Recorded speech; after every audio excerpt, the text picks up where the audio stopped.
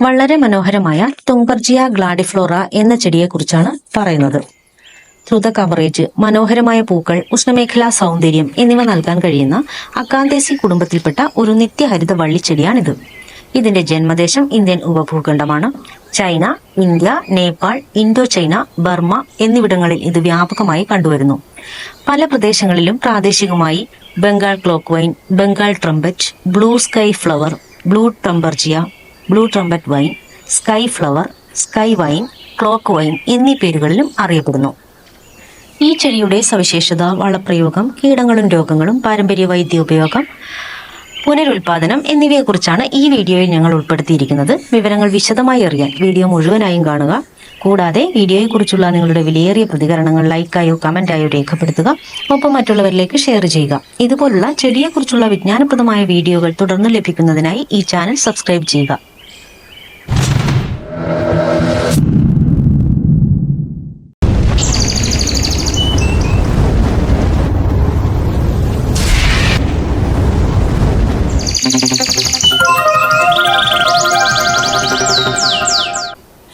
ഈ ഇനം Indian ഉപഭൂഖണ്ഡത്തിൽ നിന്നുള്ളതാണെങ്കിലും ഉഷ്ണമേഖല Australia, ഉഷ്ണമേഖല തെക്കേ അമേരിക്ക, മധ്യ അമേരിക്ക, തെക്കുകിഴക്കൻ USA, ഉഷ്ണ കാലാവസ്ഥയുള്ള ചില സമുദ്രദ്വീപുകൾ എന്നിവിടങ്ങളിലൊക്കെ ഇത് പ്രകൃതിദത്തമായി കാണപ്പെടുന്നു. ഉഗാണ്ടയുടെ ചില ഭാഗങ്ങളിലും ഇത് പ്രകൃതിദത്തമാണ്. ടാൻസാനിയയുടെ ചില ഭാഗങ്ങളിൽ ഇതിനെ ആക്രമണകാരികളായി 2010 ട്രോപ്പിക്കൽ ബയോളജി അസോസിയേഷൻ പട്ടികയിൽപ്പെടുത്തിയിട്ടുണ്ട്. സാധാരണയായി ഇതിന്റെ ആവാസ വ്യവസ്ഥാ സ്ഥലങ്ങൾ നദീതീരങ്ങൾ, അടഞ്ഞ വനങ്ങൾ, വനാതിർത്തികൾ, തുറന്ന പ്രദേശങ്ങൾ, പാതയോരങ്ങൾ, വേലി ലൈനുകൾ, പൂന്തോട്ടങ്ങൾ, ഉഷ്ണമേഖല ഉപോഷ്ണമേഖലാ പ്രദേശങ്ങളിലെ ട്രെല്ലീസുകൾ, വേലികൾ, ആർബറുകൾ എന്നിവ പോലുള്ള ലംബഘടനകളെ മനോഹരമായി മറയ്ക്കാനും ചില പ്രദേശങ്ങളിലെ തോട്ടവിളകൾക്ക് കളയായുമൊക്കെ ഇത് വളർത്തി കണ്ടുവരുന്നു. സപ്പോർട്ട് കൊടുത്താൽ 15 മീറ്റർ വരെ ഉയരത്തിൽ വളരാൻ കഴിയുന്ന ദീർഘായുസുള്ള ഊർജ്ജസ്വലമായ ചെടിയാണ് തുംബർജിയ ഗ്ലാഡിഫ്ലോറ. ഇത് ഒരു ട്വിന്നിംഗ് ക്ലൈംബർ ആണ്. മഞ്ഞുള്ള പ്രദേശങ്ങളിൽ വാർഷികമായി വളരുന്നു. അങ്ങനെയുള്ള സ്ഥലങ്ങളിൽ 6 മീറ്റർ വരെ ഉയരത്തിൽ വളർന്നു കാണപ്പെടുന്നു. എലിപ്റ്റിക്കൽ മുതൽ ഹൃദയാകൃതി വരെയുള്ള വിപരീതമായി ക്രമീകരിച്ച ഇലകൾ 4 മുതൽ 12 സെന്റിമീറ്റർ വരെ നീളമുള്ള രോമങ്ങളുള്ള തണ്ടിൽ പടർന്നു കിടക്കുന്നു. ഈ ഇലകൾ ആകൃതിയിൽ പലപ്പോഴും വേരിയബിൾ ആണ്. 3 സെന്റിമീറ്റർ മുതൽ 15 സെന്റിമീറ്റർ വീതിയിലും ഇത് കാണപ്പെടുന്നു. കൂടാതെ വിശാലമായ ഹൃദയാകൃതിയിലുള്ള ബേസുകളും ഇതിനുണ്ട്. അത് അല്പം ത്രികോണാകൃതിയോ മുട്ടയുടെ ആകൃതിയോ ഒക്കെ ആയിരിക്കും. ഇവയുടെ അരികുകളും വേരിയബിൾ ആണ്. ഇലകൾക്ക് തിളക്കമുള്ള പച്ച നിറവും അതിന് കുറച്ച് രോമവും ഉള്ളതാണ്. ഇതിന്റെ ഇളയ കാണ്ഡം പച്ചയും രോമമുള്ളതും ചതുരാകൃതിയുള്ളതുമാണ്. പ്രായപൂർത്തിയാകുമ്പോൾ കാണ്ഡം വളരെ കട്ടിയുള്ളതും തവിട്ട് നിറമായി കുറച്ച് വൃത്താകൃതിയുള്ളതുമായിരിക്കും. കാഹളത്തിന്റെ ആകൃതിയിലുള്ള ട്യൂബുലാർ പൂക്കൾ നീണ്ടു തൂങ്ങിക്കിടക്കുന്ന ശാഖകളിൽ നീളമേറിയ ക്ലസ്റ്ററുകളിലാണ് വിരിയുന്നത്. ഇളം നീല, വയലറ്റ് നിറത്തിലുള്ള 5 ദളങ്ങളും ഇളം മഞ്ഞയോ വെള്ളയോ നിറത്തിലുള്ള ഉൾഭാഗവുമുള്ള ഇവ വലുതും മനോഹരവുമാണ്. ഇതിൽ സമൃദ്ധമായി പൂക്കൾ ഉണ്ടാകുന്നത് വസന്തത്തിന്റെ അവസാനം മുതൽ ശരത്കാലം വരെയാണ്. ഉഷ്ണമേഖലാ പ്രദേശങ്ങളിൽ വർഷം മുഴുവൻ പൂക്കൾ ഉണ്ടാകും എന്ന സവിശേഷതയും ഇതിനുണ്ട്. ഈ സമയത്ത് സമൃദ്ധമായ പൂക്കൾ പൂന്തോട്ടത്തിന് നല്ല മനോഹാരിതയും നൽകും. ഇതിന്റെ ഊർജ്ജസ്വലമായ പൂക്കൾ തേനീച്ചയും ചിത്രശലഭങ്ങളും പോലുള്ള പരാഗണങ്ങളെ ആകർഷിക്കുന്നു.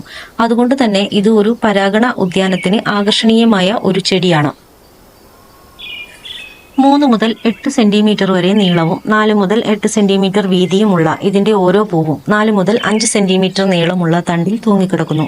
ഇതിന്റെ ചുവട്ടിൽ 2 ഇലകളുണ്ട്. വൃത്താകൃതിയിലുള്ള അടിത്തറയും ഏകദേശം 18 മില്ലിമീറ്റർ നീളവും ഏകദേശം 13 മില്ലിമീറ്റർ വീതിയുമുള്ള ചുരുണ്ട കൊക്കും 2 മുതൽ 5 സെന്റിമീറ്റർ വരെ നീളവും 7 മീറ്റർ വീതിയുമുള്ള ഒരു ക്യാപ്സൂളാണ് ഇതിന്റെ ഫലം. ഇത് ചൂടുള്ള കാലാവസ്ഥയിൽ മാത്രമേ ഇതിൽ വളരുന്നുള്ളൂ. ഈ വിത്തുകൾ ഇതിന്റെ കായ്ക്കുള്ളിലാണ് അടങ്ങിയിരിക്കുന്നത്.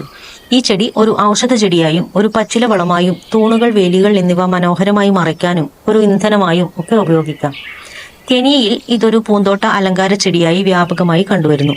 കെനിയ, ടാൻസാനിയ, ഉഗാണ്ട എന്നിവിടങ്ങളിൽ നിലവിൽ ഒരു ഭീഷണിയായി ഇത് കണക്കാക്കുന്നില്ലെങ്കിലും ഓസ്ട്രേലിയയിലെ ഒരു പ്രധാന കളയാണിത്. അവിടെ കാർഷിക വിളകളെ ഇത് ആക്രമിക്കുകയും ചില സംരക്ഷണ മേഖലകളിൽ 100% ഭൂമിയിൽ ഇത് വ്യാപിച്ച് എല്ലാ തദ്ദേശീയ സസ്യങ്ങളെയും ഇത് ഒഴിവാക്കുകയും ചെയ്യുന്നു. അതുകൊണ്ട് തന്നെ ഗ്ലോബൽ ഇൻവേസീവ് സ്പീഷീസ് ഡാറ്റാബേസിൽ ഇത് ഉൾപ്പെടുത്തിയിട്ടുണ്ട്. ഈ ചെടിക്ക് 70 കിലോഗ്രാം വരെ ഭാരമുണ്ടാകുന്ന വിപുലമായ കിഴങ്ങുവർഗ റൂട്ട് സംവിധാനമുണ്ട്. ഇത് മുറിക്കുകയോ വെട്ടിമാറ്റുകയോ ചെയ്യുമ്പോൾ റൂട്ട് സിസ്റ്റം അതിന്റെ ധാരാളം മുകുളങ്ങളിൽ നിന്ന് മുളപൊട്ടുന്നു. ഈ കിഴങ്ങുകൾ പല പ്രദേശത്തെയും നദീതീരങ്ങൾ, പാതകൾ, വേലികൾ, കെട്ടിടങ്ങളുടെ അടിത്തറകൾ എന്നിവയ്ക്ക് കേടുവരുത്തിയും കണ്ടുവരുന്നുണ്ട്. മിതശീതോഷ്ണ പ്രദേശങ്ങളിൽ ഒരു വീട്ടുചെടിയായി കൃഷി ചെയ്യുന്ന ഇതിന് റോയൽ ഹോർട്ടിക്കൾച്ചർ സൊസൈറ്റിയുടെ ഗാർഡൻ മെറിറ്റ് അവാർഡ് ലഭിച്ചിട്ടുണ്ട്. സ്വീഡിഷ് സസ്യശാസ്ത്രജ്ഞനായ കാൾ പീറ്റർ തൻബർഗിൽ നിന്നാണ് ഈ ജനുസിന് ഈ പേര് ലഭിച്ചത്. ദക്ഷിണാഫ്രിക്കയിലും ജപ്പാനിലും സഞ്ചരിച്ച അദ്ദേഹം ഉപ്സാല സർവകലാശാലയിൽ ഒരു സസ്യശാസ്ത്ര പ്രൊഫസർ ആയിരുന്നു. പൂർണ്ണ സൂര്യപ്രകാശത്തിലും ഭാഗിക തണലിലും വളരുന്ന ഒരു ചെടിയാണിത്. ഉഷ്ണമേഖലാ സസ്യമായതുകൊണ്ട് തന്നെ പൂവിടുമ്പോൾ ചൂടും വെയിലും ഉള്ള സ്ഥലമാണ് ഇതിഷ്ടപ്പെടുന്നത്. ഉഷ്ണമേഖല, ഉപോഷ്ണമേഖലാ കാലാവസ്ഥയ്ക്ക് അനുയോജ്യമാണ് ഈ ചെടി. മഞ്ഞുവീഴ്ച ഇല്ലാത്ത സ്ഥലത്ത് സ്ഥിരമായും തണുത്ത കാലാവസ്ഥയിൽ വാർഷികമായും ഇത് വളർത്താം. നല്ല നീർവാർച്ചയുള്ള മണ്ണിലാണ് ഇത് നന്നായി വളരുന്നത്. ചൂടുള്ള പ്രദേശങ്ങളിൽ പതിവായി നനവ് ആവശ്യമാണ്. എന്നാൽ നല്ല രീതിയിൽ വളർച്ചയെത്തിയ ചെടിക്ക് വരൾച്ചയെ അതിജീവിക്കാൻ കഴിയുന്നു. വെള്ളക്കെട്ടുള്ള അവസ്ഥയിൽ ഇവ വളരുന്നില്ല.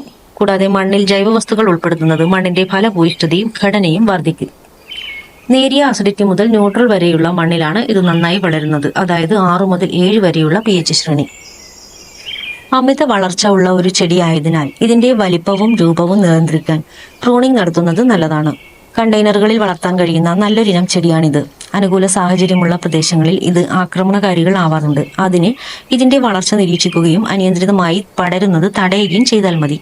ഇതൊക്കെ പറയുമ്പോഴും ഇന്ത്യൻ ഉപഭൂഖണ്ഡത്തിൽ ജന്മമെടുത്ത ചെടിയാണെങ്കിലും നമ്മുടെ പ്രദേശത്ത് ഇതൊരു കളയായി കണക്കാക്കിയിട്ടില്ല. പകരം ഇന്നും ഒരു അലങ്കാര ചെടിയായി വ്യാപകമായി വളർത്തിവരുന്നു. വളരെ വലിയ ഔഷധ പ്രാധാന്യമുള്ള ചെടിയാണിത്. ഈ ചെടിയുടെ ഔഷധ പ്രാധാന്യം തുടർന്ന് പറയുന്നുണ്ട്. ഇനി ഇതിന്റെ വളപ്രയോഗത്തെ പറ്റി നോക്കാം. സാധാരണയായി ഈ ചെടിക്ക് അധികം വളപ്രയോഗങ്ങൾ ആവശ്യമില്ല. എന്നാൽ ചില പോഷകങ്ങൾ നൽകുന്നത് ഈ ചെടിയുടെ നല്ല വളർച്ചയ്ക്കും മനോഹരവും ധാരാളവുമായ പൂക്കൾക്കും നല്ലതാണ്. 10ന്റെയോ 14ന്റെയോ അനുപാതത്തിലുള്ള NPK, nitrogen, phosphorus, potassium mix സമീകൃതവും എല്ലാ സസ്യങ്ങൾക്കും അനുയോജ്യമായ വളം നിങ്ങൾക്ക് ഉപയോഗിക്കാം. പുതിയ വളർച്ച ആരംഭിക്കുമ്പോൾ വസന്തകാലത്തിന്റെ തുടക്കത്തിൽ വളം നൽകാം. വളരുന്ന സീസണിൽ വേനൽക്കാലത്തിന്റെ അവസാനത്തിലും ശരത്കാലത്തിലും വളപ്രയോഗം ഒഴിവാക്കാം. ദീർഘകാലത്തേക്ക് പോഷകങ്ങളുടെ സ്ഥിരമായ വിതരണം നൽകുന്നതിന് ഗ്രാനുലാർ അല്ലെങ്കിൽ സ്ലോ റിലീസ് വളം നൽകുന്നത് പരിഗണിക്കുക. പാത്രങ്ങളിലോ നിലത്തോ നട്ടുപിടിപ്പിച്ചതായ ചെടിക്ക് ഇത് വളരെ ഗുണകരമാണ്. ജൈവവളമാണ് നൽകുന്നതെങ്കിൽ കമ്പോസ്റ്റോ അഴുകിയ ജൈവ പദാർത്ഥങ്ങളോ നൽകാം. ഇത് വളർത്തുന്ന മണ്ണിൽ സൂക്ഷ്മ പോഷകങ്ങൾ കുറവാണെങ്കിൽ ഇരുമ്പ്, മാംഗനീസ്, സിങ്ക് തുടങ്ങിയ മൈക്രോ ന്യൂട്രിയന്റുകളും നൽകാം. പോഷകങ്ങൾ പരിമിതമായ അളവിൽ ആവശ്യമുള്ള ചെടിയായതിനാൽ ചെടിയുടെ വളർച്ച നിരീക്ഷിക്കുകയും വിഷ്വൽ സൂചകങ്ങളെ അടിസ്ഥാനമാക്കി വളപ്രയോഗം ക്രമീകരിക്കുകയും ചെയ്യുക. ചെടിയിൽ പോഷകങ്ങളുടെ അഭാവമോ അമിത വളർച്ചയുടെ ലക്ഷണങ്ങളോ കാണുകയാണെങ്കിൽ വളപ്രയോഗത്തിന്റെ അളവിൽ മാറ്റം വരുത്തുക. ഇനി ഇതിനെ ബാധിക്കുന്ന കീടങ്ങളും രോഗങ്ങളും എന്തൊക്കെയാണെന്ന് നോക്കാം. മുഞ്ഞ, വെള്ളീച്ച, ചിലന്തിക്കാശ്, കാറ്റർപില്ലർ, വിഷമഞ്ഞ്, ഇലപ്പുള്ളി എന്നിവയാണവ. ഇവയുടെ നിയന്ത്രണവും പരിപാലനവും വിശദമായി അറിയാൻ ഐവി പാരഡൈസിന്റെ വെബ്സൈറ്റിലെ പ്ലാന്റിംഗ് ആൻഡ് കെയർ പേജ് സന്ദർശിക്കാം. വിത്ത് മുളപ്പിച്ചും തണ്ടുകൾ വെട്ടിനട്ടും ലെയറിങ്ങിലൂടെയും ചുവട്ടിൽ നിന്ന് ഡിവിഷനുകളായി വേർപെടുത്തിയും ഇതിന്റെ ചുവട്ടിലുണ്ടാകുന്ന കിഴങ്ങുകൾ നട്ടും പുതിയ ചെടികൾ ഉൽപ്പാദിപ്പിക്കാം. ഉൽപാദന പ്രക്രിയയുടെ വിശദ വിവരങ്ങൾ അറിയാൻ വെബ്സൈറ്റിലെ ഡിഫറൻറ്റ് പ്രൊപ്പഗേഷൻ മെത്തേഡ് എന്ന പേജ് സന്ദർശിക്കുകയോ പ്ലാന്റിംഗ് ആൻഡ് കെയർ എക്സിക്യൂട്ടീവുമായി വാട്സപ്പിൽ ബന്ധപ്പെടുകയോ ചെയ്യാം. ഈ പേജുകളുടെ ലിങ്കും പ്ലാന്റിംഗ് ആൻഡ് കെയർ എക്സിക്യൂട്ടീവിന്റെ നമ്പറും ഡിസ്ക്രിപ്ഷൻ ബോക്സിൽ കൊടുത്തിട്ടുണ്ട്. തൊങ്ബർജിയയുടെ ഔഷധ ഉപയോഗങ്ങളെക്കുറിച്ച് നോക്കാം. വിവിധ രോഗങ്ങളും അവസ്ഥകളും ചികിത്സിക്കാൻ ഈ ചെടിയുടെ വിവിധ ഭാഗങ്ങൾ ഉപയോഗിക്കുന്നു. റുമാറ്റിക് ആർത്രാൾജിയ, വീഴ്ചകൾ അല്ലെങ്കിൽ ഒടിവുകൾ മൂലമുണ്ടാകുന്ന നീർവീക്കം എന്നിവയ്ക്ക് ഇതിന്റെ വേര് ഫലപ്രദമാണ്. ഇതിന്റെ വേര് തിളപ്പിച്ച് കഷായമായാണ് ഉപയോഗിക്കുന്നത്. വേരുകൾ നിർമ്മിച്ച് ഉണ്ടാക്കുന്ന കഷായം രോഗം ബാധിച്ച ഭാഗങ്ങൾ കഴുകാൻ ഉപയോഗിക്കുന്നു. ഈ ചെടിയുടെ ഇലകൾ ഒടിവുകൾ, വ്രണങ്ങൾ, പാമ്പുകടി, ഫ്യൂറങ്ങൾ മൂലമുണ്ടാകുന്ന മുറിവുകൾക്ക് ചികിത്സയ്ക്കായി ഉപയോഗിക്കുന്നു. ഇത് തേൾ വിഷത്തിനും വയറ്റിലെ ചില അസുഖങ്ങൾക്കും ഔഷധമായി ചില സ്ഥലങ്ങളിൽ ഉപയോഗിച്ചു വരുന്നു. ഇതിന്റെ തണ്ടിന്റെ സ്രവം നേത്രരോഗ ചികിത്സയ്ക്കായി ഉപയോഗിക്കുന്നു. കണ്ണിനെ തണുപ്പിക്കാൻ ഇതിന് കഴിവുണ്ട്. മിനോരെജിയ, ചെവിയിലെ അണുബാധ, ബധിരത എന്നിവയ്ക്ക് ഇലയുടെ നീര് ഉപയോഗിച്ചു കണ്ടുവരുന്നു. പരമ്പരാഗതമായി മുറിവുകൾ ഉണക്കുന്നതിനും വീക്കം ചികിത്സിക്കുന്നതിനും മയക്കുമരുന്ന് വിരുദ്ധ ആസക്തിക്കും ഇത് ഉപയോഗിച്ചു വരുന്നു. അതുപോലെ പൊള്ളലേറ്റ മുറി ഉണക്കുന്നതിനും ഉപയോഗിക്കുന്നു.